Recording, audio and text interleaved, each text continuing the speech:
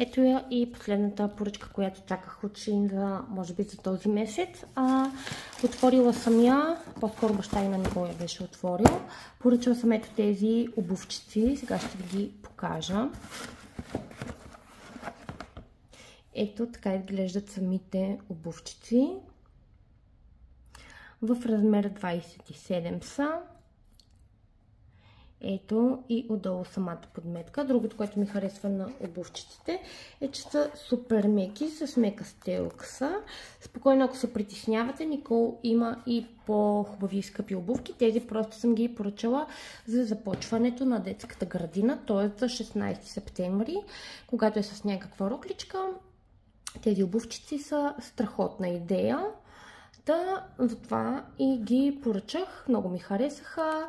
Перличките с лепенчица са ето тук, така че ще бъдат лесни за обуване и събуване на малката. Да, супер сладки са и съм много доволна. Давам им 10 от 10. И ето тук се крият и другите неща, които само едно ще ви покажа, защото те другите са същите. Ето такъв дървен морски шах. Подходящ за момченце. Затова съм го поръчала в бяло и синьо.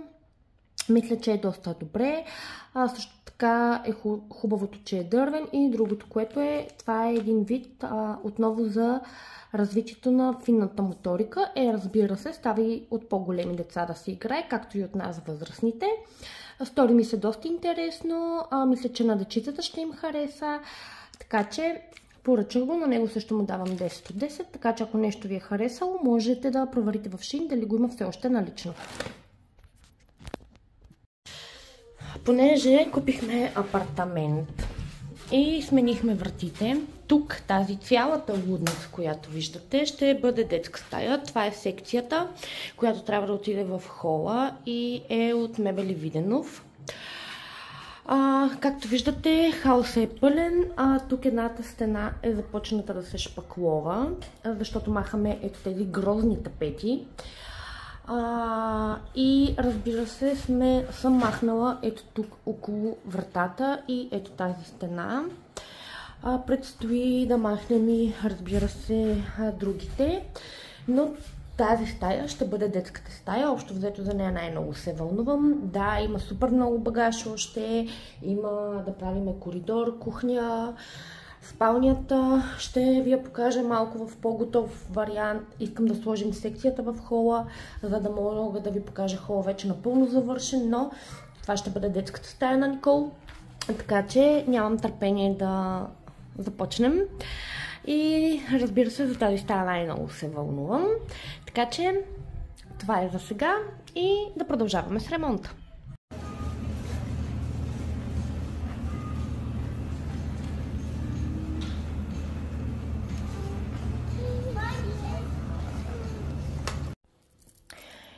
И вече съм се прибрала от Lidl. Както знаете, това е любимият ми вече шоколад. Взех си един. Взех си и ето това ново бижу, което искам да го пробвам. Много обичам кокос. Невероятно е. Само, че този шоколад е 90 грамов и беше на цена от 3,50. Но се надявам да ми хареса. И другото ново за мен от Lidl е ето това мохито. Студено е невероятно. Ако ви се пие нещо в топлите дни, препоръчвам ви да го пробвате. Така че минете просто пред Lidl.